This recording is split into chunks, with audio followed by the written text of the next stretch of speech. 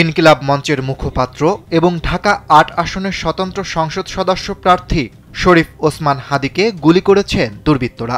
এবার এ ঘটনায় হাদীকে নিয়ে আবেগঘন পোস্ট দিয়েছেন জাতীয় নাগরিক পার্টি এনসিপির আহ্বায়ক নাহিদ ইসলাম।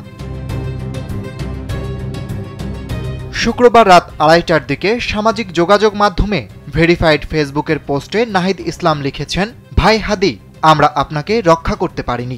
আপনি এই দেশের জন্য দাঁড়িয়েছিলেন, আর আমরা আপনাকে রক্ষা করতে ব্যর্থ হয়েছি। জুলাইয়ের জন্য, মর্যাদা ও ন্যায়ের জন্য আপনি নিজের জীবন ঝুঁকিতে ফেলেছিলেন।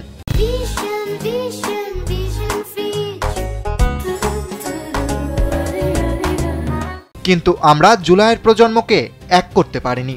সেই তরুণরা যারা সাহসী ছিল, ক্ষুব্ধ ও আশাবাদীও ছিল, যারা একটি ন্যায়ভিত্তিক রাষ্ট্র চেয়েছিল, আমরা তাদের ঐক্য ধরে রাখতে পারিনি।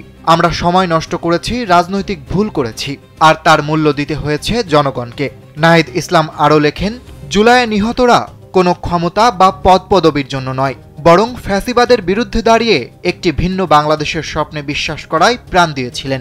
চাপ ও আঘাতের মধ্যেও তারা জুলাইয়ের আন্দোলন থেকে সরে দাঁড়াবেন না এবং ভবিষ্যৎ প্রজন্মের মর্যাদার জন্য সংগ্রাম চালিয়ে যাবেন। অতীতের ব্যর্থতা তারা স্বীকার করেন, তবে পিছু হটা কোনো সমাধান নয়। নাহিদ ইসলাম স্পষ্ট করেন, ন্যায় বিচার সবার জন্য হলেও ফ্যাসিবাদের জন্য কোনো ক্ষমা নেই।